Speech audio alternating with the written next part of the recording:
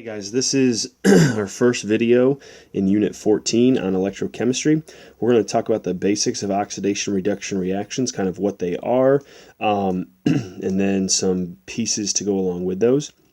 And then over the course of this unit, we're going to get into them more in depth. So these are new to us. We have not done anything with these types of reactions yet. This is kind of like the last piece of learning about reactions. So we've done a bunch of different stuff throughout the course of the year, balancing equations, predicting products. Now we're going to take it one last step further and talk about charges, okay? So oxidation reduction, so reactions that involve the transfer of electrons. Now you might be thinking, well, don't all reactions deal with transferring of electrons? And yeah, they do to an extent, right? Because you're breaking bonds and forming bonds. So, you know, some atoms are giving their electrons away, some are keeping their electrons and or sharing. But this is in terms of changing oxidation numbers, and we'll talk more about that here in just a few minutes. Both the reduction and oxidation reactions must happen simultaneously. Okay, it means they're happening at the same time. So if one element loses its electrons, the other one's going to take them right at the same time. So both reactions are happening. So let's start talking about just general definitions. Reduction means gain of electrons.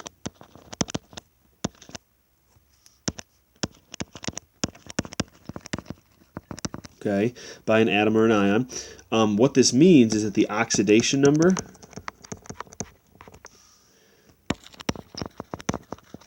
and all oxidation number, guys, means is charge. We've sort of talked about that or mentioned it a couple of times throughout the year. Now we're going to really hammer it home. Oxidation number just means the charge, okay? So what happens by gaining electrons, think about it. What are electrons? Like, what's their charge? They're a negative, right? That should be reviewed. That should be pretty quick for us to remember. So if you gain those electrons, your overall charge of your ion or your atom is going to go down, all right? It's going to reduce, okay, in terms of its overall charge that it has. So if you were neutral and then you gain 2 electrons, well, now you're -2 because you have 2 negative charges that have come along, all right? On the flip side, oxidation is where we lose electrons by an atom or an ion. Well, what's going to happen then to the oxidation number? It goes up. Okay, so the opposite happens. It's going to increase. Okay. Now, the way to remember this is Leo the lion says grr. I know that sounds weird and it's, you know, corny and stuff, but guys, it's going to help you remember, okay? Which one, what's happening when you oxidize, what's happening when you reduce. Leo, lose electrons, oxidize. That's how you remember, okay? So if you're going to oxidize, you're losing electrons, therefore your charge is going up, okay? Grr, gain electrons, reduce. Okay, so if you gain electrons, you're going to reduce that charge or that oxidation number overall. Okay, Leo the lion says grr. Memorize that. Something that I would encourage you to jot down on your reference table right now. Pause the video and do that, so that you have it and you can remember it for your regions, because you will see this stuff on your regions here in, you know, 6, 7, 8 weeks, something like that. All right, oxidation reduction happened because of the desire for electrons in a chemical reaction. That's nothing new. We know that substances want to gain or lose electrons. Okay, they want to pull those in because why? They want to be stable. Species prefer to either lose or gain them, electrons in a chemical reaction, which again, nothing new. We know that there's that give and take going on. Oxidation and reduction are mutual or simultaneous, like we've already mentioned previously. Right? They cannot happen without the other. If one atom loses electrons in a reaction, another atom is going to gain those electrons. Think about it like this. We'll talk more about this later on. It's the law of conservation of charge. Again, we'll talk more in depth about that a little bit later on. So you might be thinking, well, how do I identify redox reactions? Okay, we've talked about all different types of reactions up until this point. You know, synthesis, decomposition, single, double replacement, combustion. Well, redox is one we're going to have to identify as well. The one way that we can begin to identify a redox reaction is to look at the oxidation numbers. And this is something you've got to really spend time learning how to do. Is being able to assign oxidation numbers for every single species within a reaction, okay? And that's what the next video is going to be about. So for every element involved in the reaction. We'll get to that a little bit more later on. Oxidation numbers, guys, they are used to track the movement of electrons.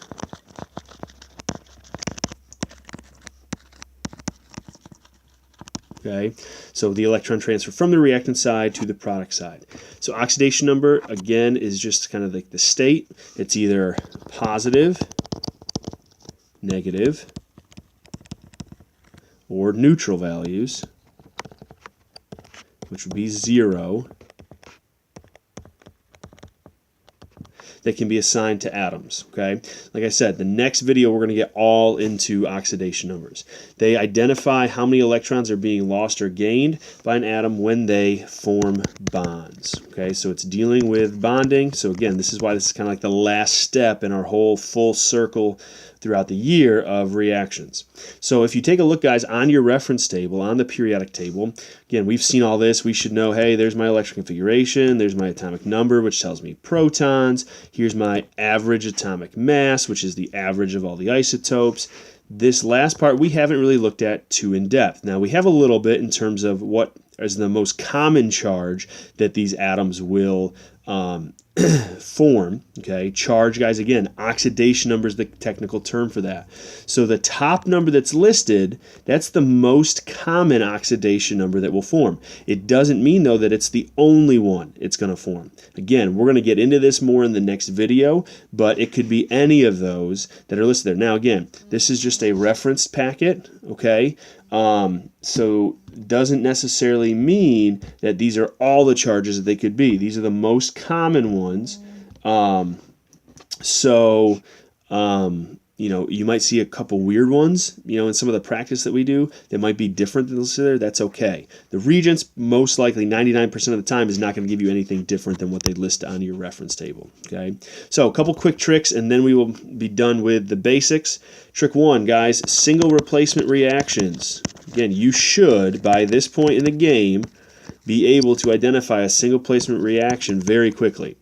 They are always, always, always redox. So an example right here, you got zinc plus HCl is going to form zinc chloride plus H2. Now, I'm going to show you, hey, 0 is the charge on zinc here. We're going to talk about why that is in the next video.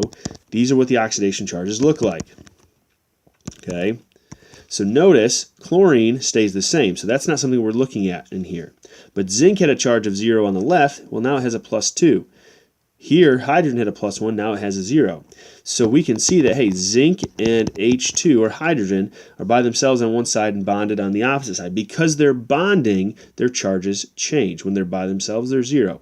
Again, we will get into that more on the next one. This is just an example to show you what's going on. Trick number 2, double replacement reactions are not redox. They're never. The charges are not going to change. So if we look here, the charges in all these substances, all right, are like that. Well, when we predict our products and we write out our new species, they all stay the same. There's no charge changing, okay?